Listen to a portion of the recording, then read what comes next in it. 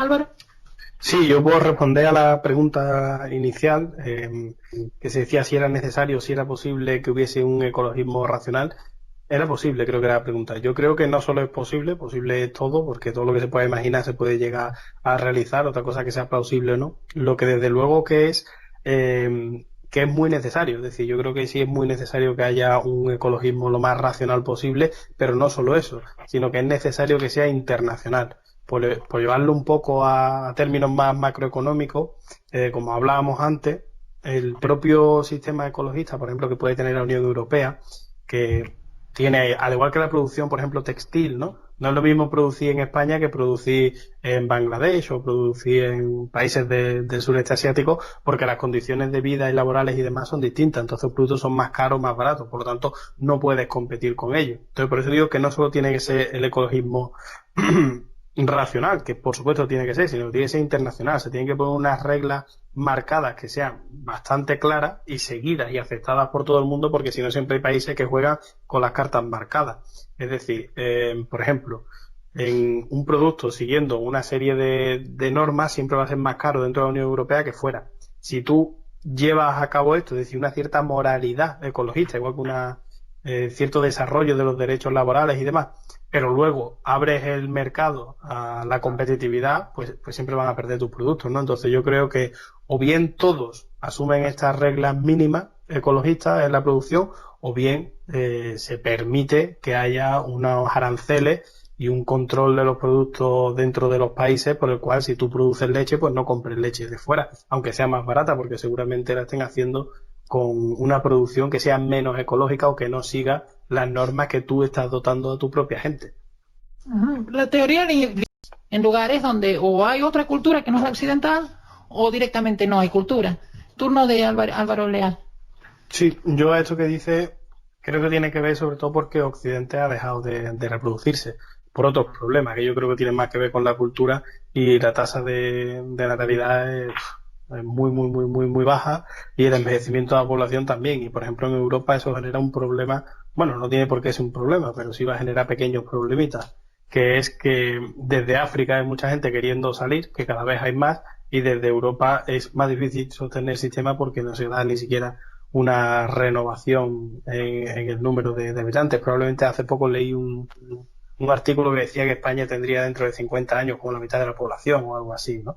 Es decir, era una estimación, pero evidentemente el problema ese de la natalidad pues hace, como tú dices, se reproduzcan más otras zonas, pero creo que el problema tiene que ver con Europa. Luego, lo que ha dicho Álvaro, yo estoy bastante de acuerdo con él, ¿no? Y además, relacionándolo con lo que dijo antes de la pirámide de las necesidades de Maslow, es verdad, al principio las sociedades lo que hacen es por vivir, ¿no? Hacen por comer, por producir, por desarrollarse. Conforme tienes una serie de niveles ya ocupados, te preocupas por la seguridad, y un poquito después pues te preocupas ya por otro tipo de cosas más culturales y por tener las playas limpias y por el ecologismo, y incluso a veces te pasas, como yo creo que es el caso de que vemos en Occidente continuamente, ¿no? Yo creo que podríamos hacer una referencia, aunque sea anecdótica, a este ecologismo radical, que tiene mucho que ver con el feminismo radical y con cualquier cosa a la que le ponga radical después, que a veces llega a ser ridículo, ¿no? En España hemos tenido a una chavala que se han hecho famosas por decir que los gallos violan a las gallinas, ¿no?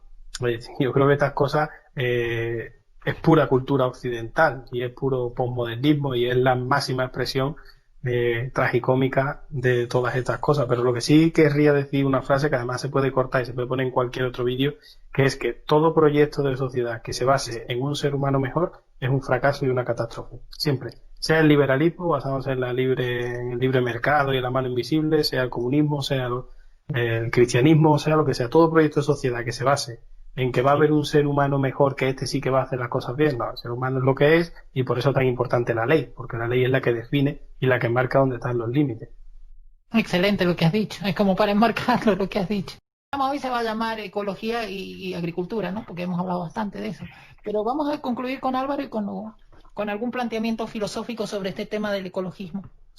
Hombre, yo tengo una visión positiva de casi todo, porque al ser historiador y comparar la época en la que vivimos con la que ha vivido otra gente, en la que prácticamente cualquier persona de España puede llegar a los 80 años y con un buen nivel de vida, pues entonces te hace ser positivo, porque parece que vamos a mejor en muchos aspectos y en otros no tanto. Por cerrar, el ecologismo es un ismo y como todos los ismos no hay uno, sino que hay miles y miles y miles, y por tanto es un fenómeno muy difícil de identificar y muy difícil de trabajar con él. Pero está claro que si es algo, es una preocupación por el conjunto del planeta y de todas las especies y demás, ¿no? Y por la salud de este planeta. Entonces, yo creo que hay que hacer camino al andar y hay que ponerse lo antes posible porque tenemos los medios técnicos, tecnológicos y solo hace falta la voluntad para hacer cosas. La voluntad es todo lo contrario a salirse del protocolo de Kioto, como hace alguna gente, algunos poderosos de este mundo. Entonces, lo que hay que hacer es todo lo contrario, es tratar de tender hacia un mundo que tenga más información, más colaboración.